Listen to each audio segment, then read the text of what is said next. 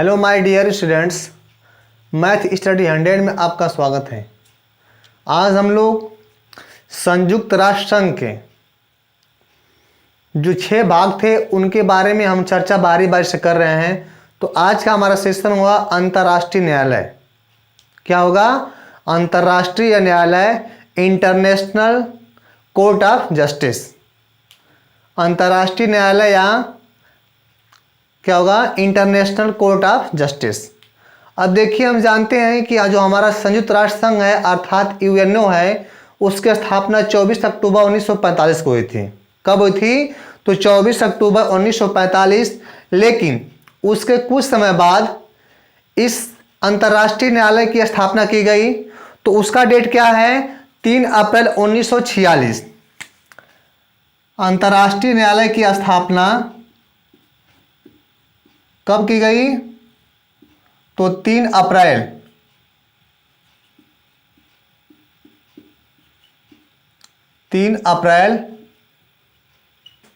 1900 कब?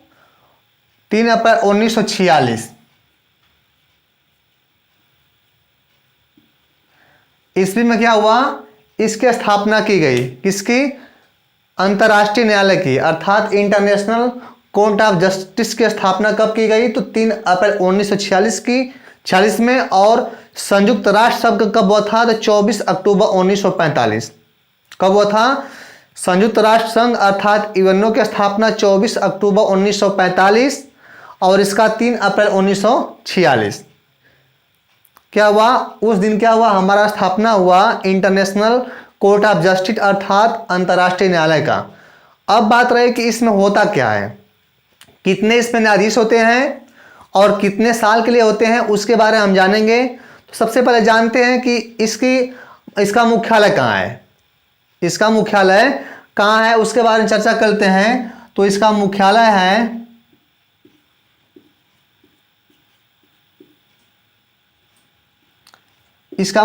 है हेग में। यह क्वेश्चन बार बार पूछता है कि अंतर्राष्ट्रीय न्यायालय का मुख्यालय कहाँ है? हेग में। और किस देश में है? तो नीदरलैंड में।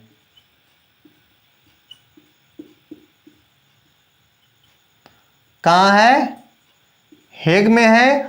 और किस देश में? तो नीदरलैंड के हेग में है। क्या? अंतर्राष्ट्रीय न्यायालय का मुख्यालय। हम लोग इससे पहले वाले क्लास में क्या पढ़े थे कि इसको छोड़ करके अर्थात जितने भी हमारे पार्ट हैं संयुक्त राष्ट्र संघ के, उनके इस अंतर्राष्ट्रीय न्यायालय को छोड़ करके सबका मुख्यालय कहाँ है? तो सबका मुख्यालय हमारा है न्यूयॉर्क में है। लेकिन जो हमारा अंतर्राष्ट्रीय न्यायालय है उसका न्यायालय का मुख्यालय कहाँ है? तो उसका मुख्यालय है हेग में अर्थात नीदरलैंड में। ओके, इतना क्लियर हुआ। अब देखते हैं कि इसमें कितने न्यायाधीश होते हैं या इसके कितने भाग हैं, कितने इसका अध्याय हैं। तो इसका कितने अध्याय हैं? कुल मिलाकर इसमें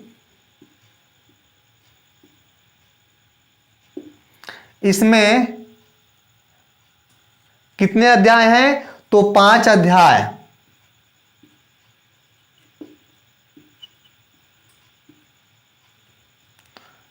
पांच अध्याय है। और अनुच्छेद कितने हैं?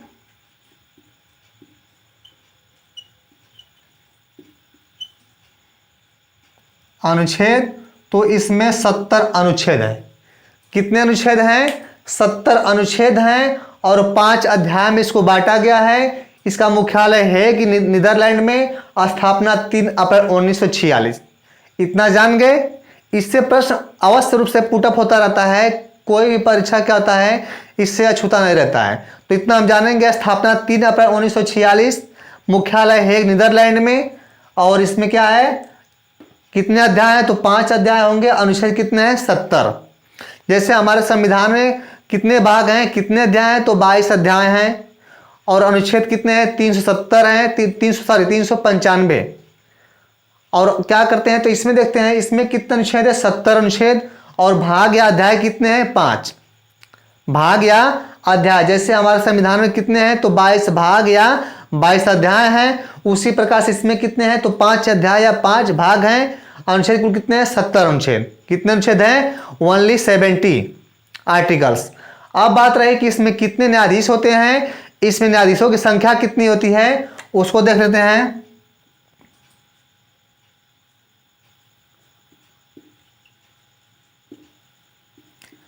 न्यायाधीशों की संख्या या कुल संख्या।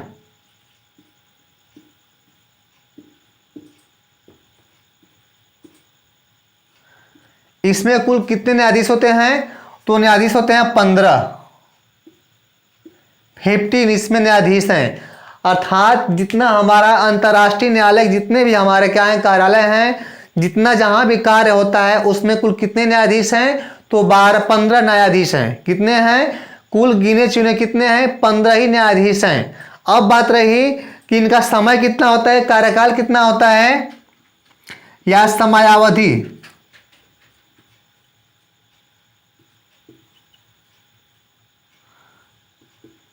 या कार्यकाल।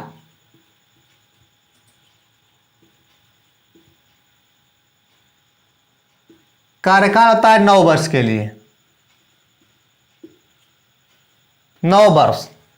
जैसे हमारे भारत देश में न्यायाधीशों की कार्यकाल समय कितना है? तो उनके रिटायर से यानी 62 वर्ष तक होता है या 5 वर्ष। लेकिन इसमें क्या है? इसमें है 9 वर्ष तक के लिए। एक न्यायाधीश कितने वर्ष के लिए कार्य कर सकता है? तो 9 वर्ष के लिए। अर्थात जब उसका चयन होता है तो 9 वर्ष तक क्या क्या करता है? इस अंतर्राष्ट्रीय न्यायालय में कार्य करता है। इसके बाद ही क्या होता है? और रिटायर्ड होता है। इसका देखते हैं कि क्या कर रहा है, कितने साल पे। 9 वर्ष के बाद का देखेंगे। अब देखते हैं कि इसमें सब क्या होता है। ये कह रहा है कि 3 वर्ष बाद क्या होता है? प्रत्येक 3 वर्ष बाद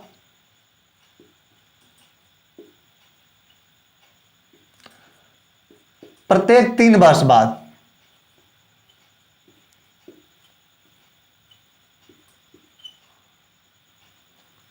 प्रत्येक 3 वर्ष बाद 5 न्यायाधीश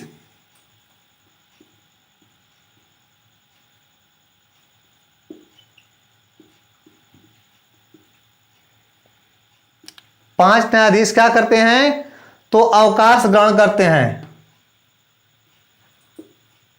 अर्थात रिटायर्ड हो जाते हैं।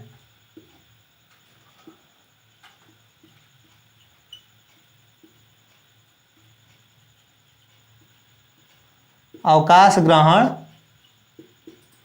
करते हैं या वो रिटायर होते हैं। कितने वर्ष बाद? प्रत्येक 3 वर्ष बाद 5 न्यायाधीश। कुल कितने न्यायाधीश होंगे? 3 वर्ष के अंदर क्या होगा? 5 न्यायाधीश उसमें से अवकाश ग्रहण करेंगे और 5 नया न्यायाधीश क्या करेंगे? उसमें ज्वाइन करेंगे, अर्थात उनको नियुक्ति दी जाएगी। इसका देखते हैं क्या कर रहा है कि कोई भी 2 न्यायाधीश एक ही देश के नहीं हो सकते हैं। कोई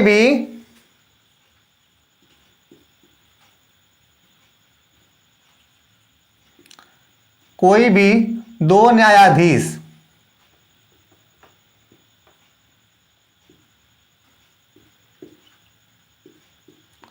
दो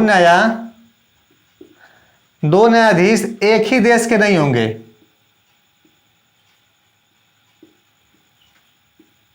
एक ही देश के नहीं होंगे।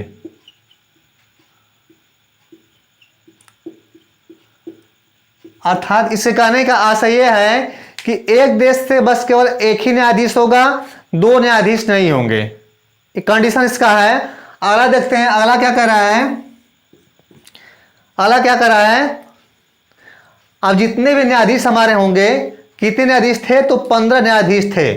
तो वो जो 15 न्यायाधीश है उसी में से एक न्यायाधीश क्या करेगा? अध्यक्ष बनेगा और एक क्या करेगा? उपाध्यक्ष चुना जाएगा। क्या कर रहा है?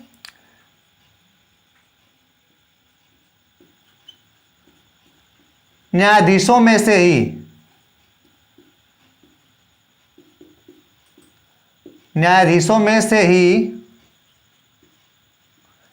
एक अध्यक्ष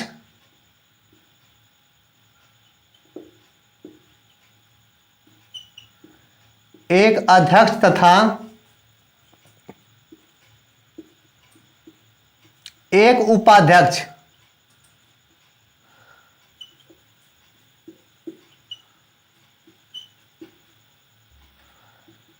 उपाध्यक्ष का चयन किया जाता है।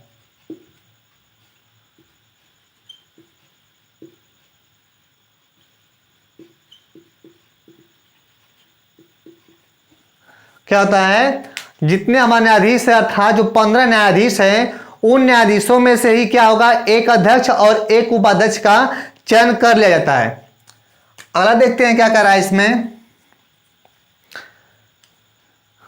कह रहा है कि जो न्यायालय का हमारा कोरम होता है, अर्थात जब न्यायालय का कार्यक्रम शुरू होता है तो उसमें क्या होना चाहिए, कितने न्यायाधीश होने चाहिए, तो उसमें न्यायाधीश होने चाहिए 9 होने चाहिए। क्या कर रहा है, न्यायालय का कोरम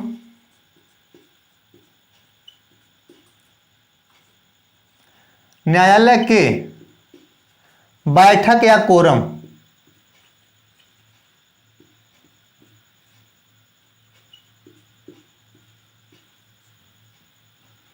बैठक या कोरम या कार्यवाही जब स्टार्ट होती है, न्यायालय का जब कार्यवाही शुरू होता है तो उसमें क्या होना चाहिए, उसमें 9 न्यायाधीश उपस्थित होना चाहिए।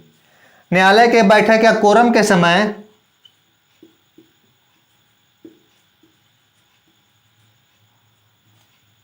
समय या कार्यवाही के समय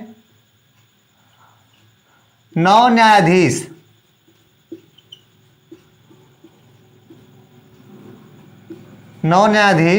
उपस्थित होना चाहिए।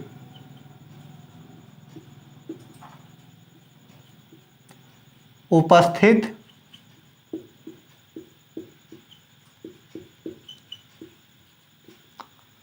होना चाहिए। कितने न्यायाधीश होने चाहिए, तो 9 न्यायाधीश होना चाहिए। कब, जब न्यायालय का कार्यवाही शुरू हो या उसका बैठक शुरू हो तो उसमें कितने न्यायाधीश होने चाहिए, 9 न्यायाधीश होना चाहिए। अब कह रहा है कि इस न्यायालय में अर्थात अंतर्राष्ट्रीय न्यायालय में भारत के कौन व्यक्ति अध्यक्ष रह चुके हैं और कौन व्यक्ति न्यायाधीश रह चुके हैं। तो क्या कर रहा है,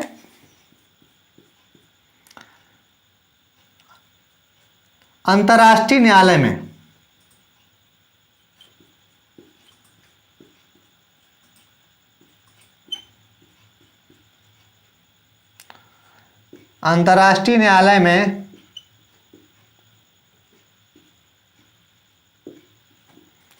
न्यायालय में भारत के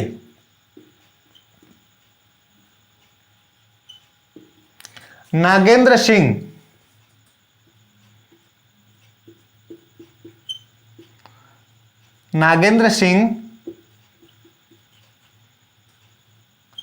अध्यक्ष क्या थे, तो अध्यक्ष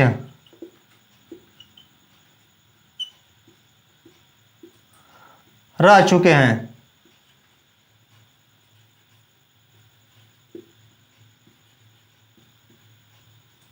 अध्यक्ष रह चुके हैं और इसके बाद न्यायाधीश कौन रह चुके हैं, तो भारत के ही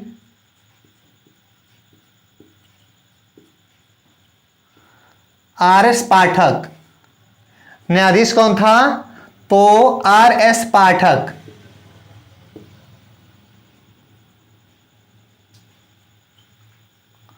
RS पाठक क्या रह चुके हैं, तो न्यायाधीश रह चुके हैं।